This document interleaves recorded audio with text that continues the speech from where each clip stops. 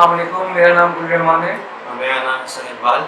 आज जिस हम टॉपिक पे यूट्यूब पे वीडियो बना रहे हैं वो है यंगस्टर के एक्ने इश्यूज़ पे। तो आज जो है हम जाएंगे, हमारी एक स्किन स्पेशलिस्ट हैं तो उनके पास जाएंगे, डॉक्टर बदलू। तो हम उनसे स्किन इश्यूज़ के हवाले से पूछेंगे, मतलब कौन से फूड हैं जो हमें खाने चाहिए स्किन के इसके कॉजेज़ और इसके सॉल्यूशंस वगैरह तो इस बारे में पता करेंगे। तो चले हम लोग चलते हैं।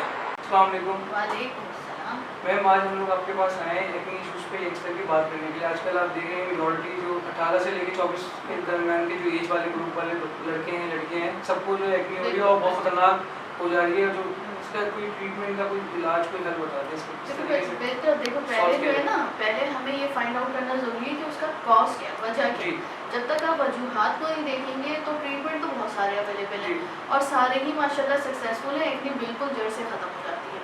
अब आजकल जो मैं नोट करती हूँ सबसे ज़्यादा जो इशू है वो ये है कि एक्सेसिवली जब आप बाहर निकलते हैं तो सीबम आपके आता है, तेल निकलता है मुँह से, पसीना जो आ रहा है उसको सीबम कहते हैं। उसकी अगर क्वांटिटी आपकी बॉडी में ज़्यादा होगी, आपकी स्किन से उसकी सिक्रीशन ज़्यादा होगी, तो वो आपके जो है वो ब्लैक हेड, वाइट हेड और अल्टीमेटली सिस्टिक एक्नी, फिर पप्यूलोसिस्टिक, फिर नोड्यूलोसिस्टिक एक्नी बनाती है। पप्यूल यानी रेड जो है उसके सराउंडिंग हो जाती है, उसके बीच में पस होता है। नोड्यूल अगर वही नोड में कन्वर्ट हो गया, सख्त हो गया और उसके ऊपर जो है वो पस जो है वो निकलना शुरू हो गया। तो हर स्टेज का अलग-अलग ट्रीटमेंट होता है। सबसे बेस्ट ट्रीटमेंट ये होता है कि आप अपना पानी, जैसे ही गर्मियाँ शुरू हो, फ्लूइड इनटेक अच्छा रखना चाहिए, फ्रूट्स का इस्तेमाल अच्छा करना चाहिए और उसके साथ साथ वो फेस वॉश यूज़ करें जिसमें सैलिसिलिक एसिड की क्वांटिटी ज़्यादा हो। सैलिसिलिक एसिड 2% से लेकर 5% तक के जो है वो यूज़ करने से सीबम कंट्रोल होता है। जो फेस का स्किन का जो पीएच होता है वो कंट्रोल होकर आपको खुद ब खुद जो है वो white head, black head, cystic acne को कंट्रोल कर लेता है। दूसरा ये कि आपने ये नोट करना ज़रूरी है कि आपको आम खाने से हो रहा है, आपको चॉकलेट खाने से हो रहा है। हर किसी के जेनेटिक फैक्टर जो है वो डिफरेंट होते हैं और उसी के लिहाज से जो है वो एक्ने होती है। मुझे कॉफ़ी से होती है, बाज़ लोगों को कॉफ़ी से नहीं होती है, बाज़ को चॉकलेट से होती है। तो जो चीज़ आपकी डाइट में आपको अफेक्ट कर रही है आप उसको जो है वो स्टॉप कर दीजिए, एक्ने खुद ब खुद कंट्रोल हो जाएगी। ऐसे कौन से फ्रूट्स हैं जो एक्ने के सीबम को कंट्रोल करें नेचुरली तरीके से होंगे, तो आप उसको भी थोड़ा सा बता दें। देखो सबसे पहले तो जो है डाइट मॉडिफिकेशन इसलिए ज़रूरी है कि जो चीज़ हम खाते हैं, जंक फूड का इस्तेमाल बहुत ज़्यादा ज़रूरी है। और जब जंक फूड लेंगे, कार्बोनेटेड ड्रिंक्स लेंगे, वो आपके पीएच को डिस्टर्ब करेंगे स्किन के और फिर एक्ने का जो है वो प्रोसेस पूरा दोबारा से रिपीट होता है। तो जंक फूड को कंट्रोल करना ज़रूरी है। जंक फूड मैं कभी मना नहीं करती, मैं कहती हूँ पेशेंट को खाएँ, लेकिन देखिए 15 दिन पे, हफ्ते में एक दफ़ा, और उसके बाद बॉडी को डिटॉक्स करें। डिटॉक्स करने का मतलब ये कि अगर आज रात में आपने बर्गर खाया है तो दूसरे दिन आप अपने आप को सब्जियों पे रखें, दालों पे रखें। सब्जियों में सबसे ज़्यादा क्या, आप खीरे का इस्तेमाल ज़्यादा करें। वो सारी चीज़ें, वो सारी सब्जियाँ, वो सारे फ्रूट्स, वो सारी दालें जिनमें फाइबर का कंटेंट ज़्यादा हो। जब आप सब्जियाँ 4 से 5 खीरे खा लीजिए आप, ठीक है, नाश्ते में आप ओटमील लीजिए, तो वो जो रात में बर्गर, पिज़्ज़ा, जो भी आपने जंक फूड खाया है वो उसको बैलेंस कर देगा। जब वो बैलेंस हो जाएगा तो आपको स्किन का पीएच खुद ब खुद कंट्रोल रहेगा, एक्ने के ब्रेकआउट्स आपको नहीं होंगे। तो ये चीज़ें डाइट मॉडिफिकेशन कहलाती हैं बेसिकली। और उसमें यही होता है कि अगर आपने रात में कोई चीज़ खाई है या दिन में कोई चीज़ खाई है या कोई कोल्ड ड्रिंक पी है तो घर जाकर जो है 1 कप ग्रीन टी पी लीजिए गर्म पानी में, नहीं तो एक गिलास गर्म पानी कीजिए, उसमें हाफ लेमन निचोड़ के पी लीजिए ताकि उसका इफेक्ट जो है वो डिटॉक्स हो जाए। वो कार्बोनेटेड ड्रिंक आपकी बॉडी को कम से कम नुकसान दे, ठीक है।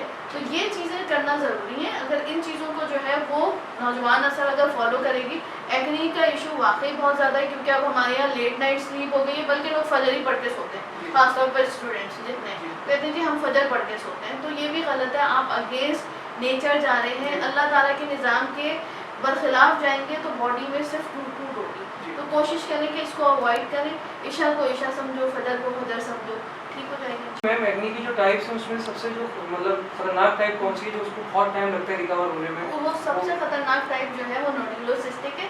यानी अगर आप फर्स्ट 3 टाइप्स को अगर अवॉइड करेंगे, उसका ट्रीटमेंट नहीं लेंगे, उसको छोड़ देंगे, तो वो जो है वही ब्लैक हेड, वाइट हेड जो है वो नोड्यूलोसिस्टिक यानी बड़े बड़े नोड्स बन जाते हैं और उसमें पस भरा हुआ होता है। फिर वो जब निकलते हैं तो जितना ऊपर होता है उतना ही अंदर होता है। जब वो निकलते हैं तो वो स्कार छोड़ते हैं यानी गड्ढे। अब वो गड्ढों का ट्रीटमेंट जो है वो प्रोलॉन्ग भी होता है और उसकी जितनी मेडिसिन है वो एक्सपेंसिव भी होती हैं। तो कोशिश करें कि उस स्टेज पे एक्ने जाए नहीं, इनिशियली ही ट्रीटमेंट स्टार्ट कर लें। वो ट्रीटमेंट बहुत सस्ते होते हैं। नोड्यूलर सिस्टिक एक्नी का ट्रीटमेंट या एंटी स्कार जितनी भी क्रीम जेल्स अवेलेबल है या जो भी ट्रीटमेंट अवेलेबल है वो बहुत एक्सपेंसिव होते हैं। तो कोशिश करो कि उस स्टेज पर जो है वो जाए नहीं। ठीक है। अब इसकी जो ट्रीटमेंट है मैम एक्नी की, तो इसमें अगर कराने की कोई साइड इफेक्ट तो नहीं, क्योंकि उसमें हाईली जो एंटी बैक्टीरियल वगैरह की जो टैबलेट्स होती हैं तो वो बहुत खतरनाक भी अच्छा, हो मैं सकती हैं। समझ गई। आपका जो क्वेश्चन है वो आइसोट्रेटिनोइन के मुताबिक है कि आइसोट्रेटिनोइन जो है वो कौन सी एज ग्रुप से। देखो, अगर आप बेसिक उस पर जब आपको एक्ने स्टार्ट हुई है, अगर आप उस पर जो है डॉक्टर के पास चले जाएंगे, तो अगर आपने अच्छा फेस वॉश इस्तेमाल कर लिया, आपने डाइटरी मॉडिफिकेशन कर ली, आपने लाइफ स्टाइल चेंजेस कर ली, खाने का इस्तेमाल सही किया, पानी का इंटेक अच्छा किया, तो खुद ब खुद वो एक्नी सही हो जाती है। उसमें सिर्फ थोड़ी सी जो है वो 100 मिलीग्राम की जो है वो एंटीबायोटिक यूज़ की जाती है जो आइसोट्रेटिनोइन नहीं है। आइसोट्रेटिनोइन पे आप उस वक्त जाते हैं जब आपकी सिस्टिक एक्नी जो है वो कन्वर्ट हो जाए नोड्यूलोसिस्टिक या पेप्यूलोसिस्टिक एक्नी पे। ठीक है, अगर नोड हार्ड बिल्कुल हो गया वो आइसोट्रेटिनोइन से ही सही होता है। और उसके जो साइड इफ़ेक्ट्स हैं वो उस वक्त स्टार्ट होते हैं बेटे जब आपकी डाइट में चीज़ें ऐसी हों या फिर आप 6 महीने तक लगातार यूज़ करें। हम तो 6 वीक्स का कोर्स कराते हैं, 6 वीक्स से लेकर 3 मंथ्स तक के खानी होती है। उसके साथ अगर आपका पानी का इंटेक अच्छा है, आपका डाइट का इंटेक अच्छा है, आप जो है वो अच्छी वॉक करते हो, टाइम पे सोते हो, नींद पूरी करते हो, बाहर आपका आना जाना कम है जिससे आपको पसीना है, तो खुद ब खुद एक्नी 6 हफ्ते में जो है वो ठीक हो जाती है। 6 महीने तक के इस्तेमाल कराना ज़रूरी है। और अगर जैसे हम वन टाइम ट्रीटमेंट करवा लें, जैसे प्रॉपर हमने 3 महीने का या 5 मंथ्स का ट्रीटमेंट कंप्लीट करा लिया, उसके बाद कोई चांस है कि दोबारा एक्नी होगी या हो नहीं? सकती है। देखो, अगर आप स्टूडेंट हैं, आपकी लाइफ में स्ट्रेस आएगा ना, आगे एग्जाम है कोई भी, तो उस वक्त कोशिश करो कि वो चीज़ें लो। हम क्या करते हैं, जब एग्जाम्स स्टार्ट होने वाले थे हम जंक फूड पे चले जाते हैं। तो कोशिश करो कि बजाय जंक फूड पे जाने के फ्रूट्स अपनी डाइट में बढ़ाओ, ताकि वो जो स्ट्रेस फैक्टर आपको एग्जाम की टेंशन से बॉडी में प्रोड्यूस हो रहे हैं वो आपको वापस एक्नी जो है वो नहीं रिलीज कराएं। एक्नी के कुछ बैक्टीरिया होते हैं, क्यों, अगर आपको यहाँ पे तजाबियत होगी, पानी का इंटेक अच्छा रखिए, तो वो एक्नी का बैक्टीरिया अंदर फलता फूलता है। ठीक है, वो जैसे ही आपकी इम्यूनिटी कम होगी, आपका पानी का इंटेक कम होगा, आपको दोबारा से ब्रेकआउट शुरू हो जाएगा। होता है ना, साल में 2 से 3 दफ़ा। कोशिश करें कि आप अपना फेस वॉश जो है वो चेंज कर लो और फेस वॉश के साथ साथ अपनी डाइट में और इम्प्रूवमेंट लेकर आओ। 12 गिलास पी तो 15 गिलास कर दीजिए पानी। ठीक है, उसके अलावा जो है 3 से 4 जो है वो फ्रूट जो है वो एडअप करिए, ताकि वो स्ट्रेस फैक्टर आपके रिलीज ही ना। इन चीज़ों को अगर कंट्रोल करिए, हार्मोन भी आपके बैलेंस रखेंगे, स्ट्रेस फैक्टर रिलीज नहीं होगा, एक्नी का ब्रेकआउट दोबारा हो गई। थैंक यू डॉक्टर साहब, आपने हमें टाइम दिया, बहुत सारे हमारे सवालों के जवाब वगैरह दिए। अब मैं आपसे अगर कोई बंदे को कांटेक्ट करना हो, अगर आपसे अपॉइंटमेंट करना हो, तो किस तरीके से आपको अप्रोच किया जा आप सकती है? कमेंट्स में जो है वो मेरे क्लिनिक का एड्रेस जो है वो डाल दीजिएगा, उसमें मेरे कॉन्टैक्ट नंबर भी होगा, मुझसे कॉन्टैक्ट कर सकते हैं। कोई मैसेज करना हो, कुछ भी पूछना हो, आप कमेंट्स में जो है वो पूछ सकते हैं रेफरेंस से, नो प्रॉब्लम है।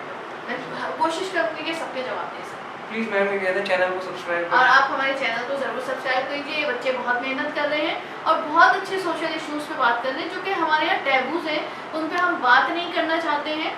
और ये बेसिक चीज़ें आजकल बच्चों को समझना बहुत ज़रूरी है। और इंशाल्लाह हम आगे जो है वो इनके साथ ही जो है वो कुछ मैं ट्रीटमेंट की वीडियोस भी डालूंगी कि जो बेसिक बच्चों में ट्रीटमेंट ज़रूरी होते हैं एक्नी के पर्सपेक्टिव से भी और दूसरे टॉपिक पे भी। आपको कौन से टॉपिक पे बात करनी है आप हमें कमेंट सेक्शन में ज़रूर बताइएगा। हम कोशिश करेंगे कि नेक्स्ट वीडियो हम उसी टॉपिक पे बनाएं। Thank you so much.